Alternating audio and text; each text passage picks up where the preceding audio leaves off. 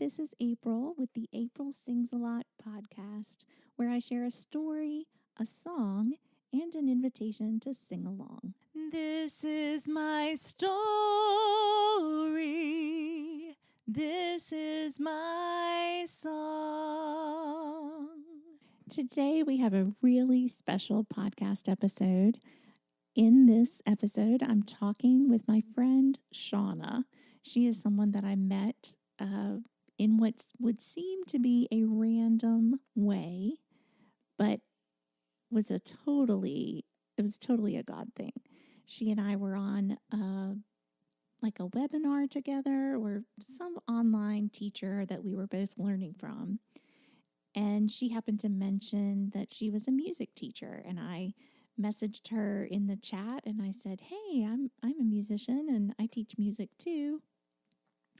And from there we struck up a friendship. We've even gone and done a conference together where we got to be roommates, and we've just really had it's just been one of those relationships that is such a benefit and blessing for me, and I hope for her as well.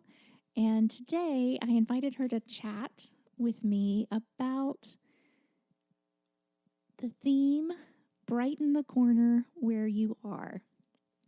That's going to be the series that I'm starting for the month of March, is to share stories of how we can help to brighten each other's lives and how someone may have brightened your life.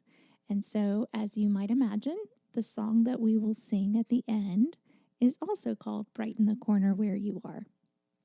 It's really upbeat and fun, and I think you'll really enjoy it. But first, let's listen to this awesome conversation with Shauna. So tell us about sort of the start of quarantine and then your new addition to your family. Okay, so we actually didn't get Chloe until August. So we had been going, and I'm not sure if you've experienced this, but I feel like a lot of people have lost pets in 2020. We lost our cat at the beginning of the year before the pandemic, and then our dog had a tumor, so she died in June. And so we weren't quite ready, especially my husband wasn't quite ready to get another animal yet. And like randomly in August, he was in between shoulder and knee surgery. He had just had knee surgery like a week and a half before, and he was just a week away from shoulder surgery. And he said, "I think I'm ready to start looking." And just by chance, someone had posted on Facebook that these dogs had been rescued and there was a litter of puppies. And she looked so much like our other dog. So I'm usually a very cautious person, but my husband was working from home because he was quarantined between surgeries. So the next thing I know, I'm messaging this person and she says, "Yeah, I want you to have this dog." So I had to kind of slink upstairs at 4:30 on a Monday when my husband's frantically, trying to get work done and tell him, "Hey, I think we're getting a dog." So we got Chloe the next night. My husband had shoulder surgery a couple days after that. The kids started distance learning for school the following week. But it was actually really great timing, just because with being home with them, we would work on a few assignments and then go outside and play with the dog and take a break and then come back in and do a little bit more work. So it really helped break up the day, if that makes sense. So for sure, yeah. Yeah. And we got to be outside with her a lot, and I was taking her on good long walks. So it's been good. I know you shared with me in an earlier conversation that it was helping you sort of like get up and get going in the morning because, hey, the dog ain't going to wait. The kids and I were all kind of off kilter this summer. We had done the distance learning at the end of the year, and then it was just kind of a never ending summer. So we really needed a routine. And so, yeah, I had been in a bad habit of maybe like getting up with the kids for a little bit and then going back and lying down for a while. But I was getting up as soon as the sun was barely peeking up in the morning. She was ready to go out. So it definitely helped create some good habits. That's awesome. And that's great. Like it sounds like it was a very sort of divine timing sort of thing where it was like, well, we might be looking and then bam, here we go. Now we have Yeah, that. that's exactly what it was. Well, we jumped right in. How about, would you tell us a little about your kids and family and just a little bit about where you are in life right now? Sure. We have married my husband Jason, and we have two children. Jack is 8 and in second grade, and Emily is 5 and in kindergarten. So when this all began last spring, where we happen to be in Oklahoma, the pandemic hit right during our spring break. Okay. So, and then I also teach piano and voice lessons. So we kind of had spring break for everyone to kind of figure out what was going on. The schools took a couple weeks off, but I think we were all naive at the beginning of this. And I feel like everyone, at least in our area, thought, oh, well, things will be back to normal like mid-April or May at the latest. Mm-hmm. So, but at the time, my son was in first grade, so he was doing like little distance learning type activities, but none of that was online. They would just like you would kind of download the assignments for the week, but and then finish them, but there was really no like turning in assignments or anything like that. And then Emily, my daughter, she was in pre-K, but she was still at a preschool.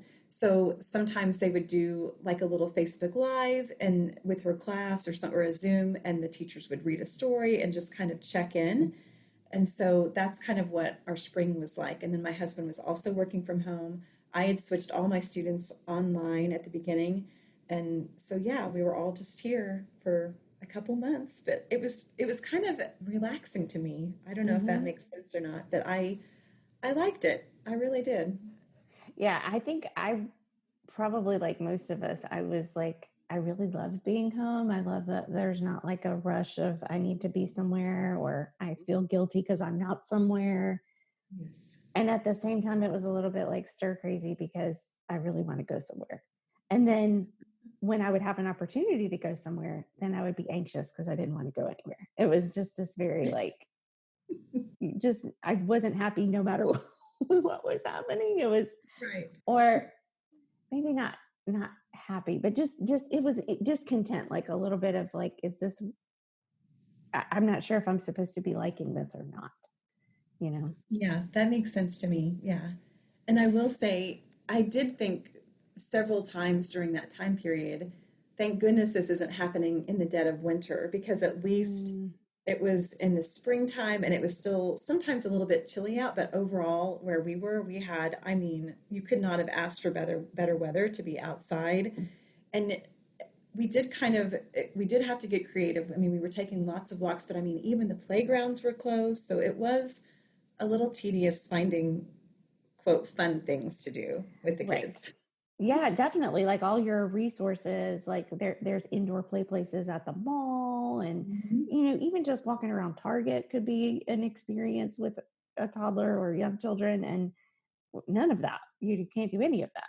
So it Right. was really nice. Same here, like in March when all of it started, it was just beautiful for like those first couple of weeks. I just remember being outside playing with Henry and having other moms and kids walk by and say, you know what, if this had to happen, this is a great time for it to happen because at least we can be outside. And then recently I was walking with Henry and saw a neighbor, and he was like, who would have thought 8 months ago that this would still be going on? And I said, I'm really glad we didn't know then that it would be going on for this long, because we couldn't have handled it. I couldn't have handled it. If you had said, Henry's not going back to preschool for a year and a half, when he left on March 13th, that, oh, he's not going to be going back, I would have like cried and cried and cried. Right. But sort of like having that, oh, well, maybe he'll go back in the summer. Oh, well, no, probably in the fall. And then we made the decision in the fall, well, probably not this year, so maybe next summer. And it was, the gradual realization was helpful, because had it been just all at once, it would have, I don't know if I could have handled it. I agree. Yes, I agree. Well, so you mentioned that your students, you had taken them and to be online for the spring. So what has happened since then? I actually don't know. We haven't talked about that. So they were all online in the spring, and then and it worked well. It was exhausting, and it kind of added, to my teaching day. And then the kids were here. We kind of got into a little thing where there was a little coffee place, and I would go through the drive-through in the morning, and get a couple cookies for them. And then that's what I would bribe them with. Like, if Oh, you don't nice. interrupt me or daddy while we're working today, then you can have these cookies this afternoon or this evening, whenever we Nice. were finished. So, and that worked actually really well. But so in starting in this over the summer, my students just kind of take like 4 lessons over the course of the summer. So I taught in June and July and then took August, all of August off. So during that time, I gave students the option to either come to in person or to just to continue online. So I had like maybe 2 or 3 families and an older student, an adult student who stayed online during that time.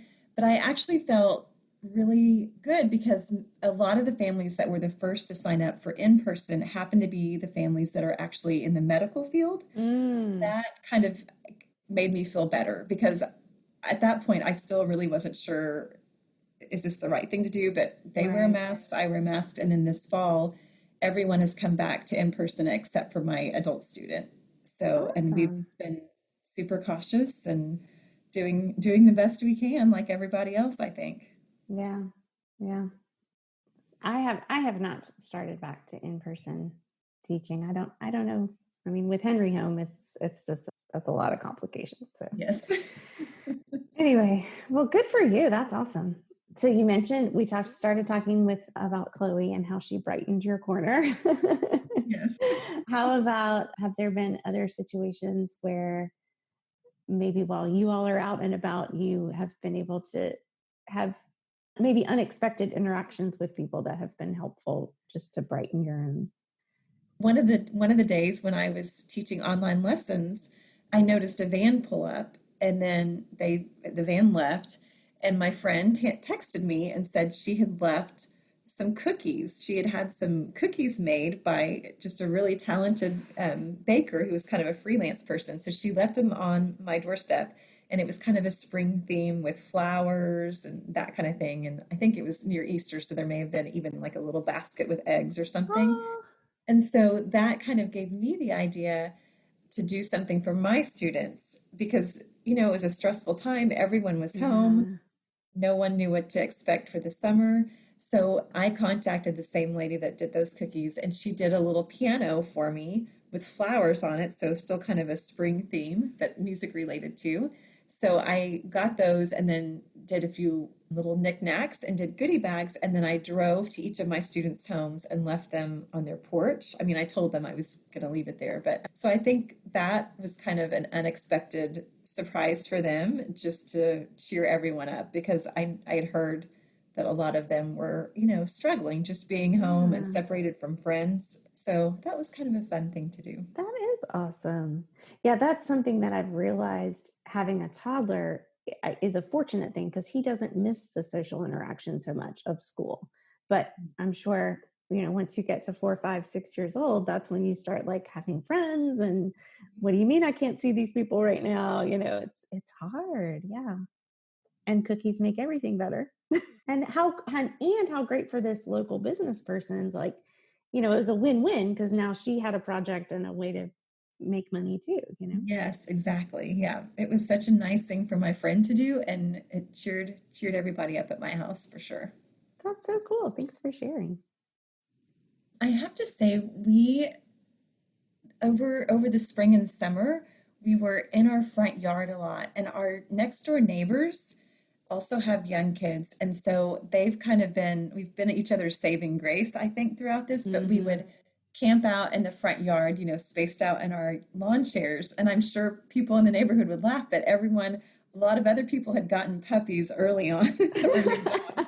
So everyone would be walking the neighborhood every night and we'd be out there and, waving. And it was just nice to see that extra activity and get to know people that way. I mean, people would stop and, you could meet their dog, but it's just been a great thing. And so our neighbors have been really just such a blessing to us. And of course, early on we were just talking over the fence. We were really, really, really keeping our distance. Yeah, of course.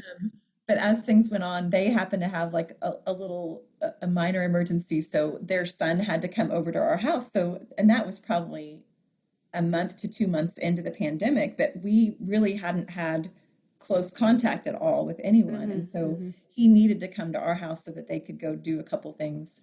And so after that, we were like, okay. But so a lot of the times in the summer, we would sit on their patio and they have a pool so the kids could swim, and we all felt comfortable outside. So we did that a lot this summer, and we're still doing it this fall. And yeah, so that's been awesome. seeing the neighborhood just so vibrant with activity has been really fun. Yeah. Yeah. Same. I think now that you mention it, our next door neighbors got 2 puppies when the pandemic started, and nothing will make you forget about social distancing faster than a puppy. Right? I remember we also had been so good and had been so like far away from everyone. And then our next door neighbors got puppies, and we were like, come, Goes out the window, right? they're so cute. Ended up that the next door neighbor is a preteen girl. And so she and one of the other neighborhood girls came over and babysat Henry, like mother's helper style, for a few hours a day, a couple of days a week over the summer. And that was, oh my goodness, that was wonderful. Just to have, That's really nice. Henry thought they were coming just to play with him, but it was nice to have a little break. I can imagine. Oh man. Well, this has been wonderful. Thank you so much. You're welcome.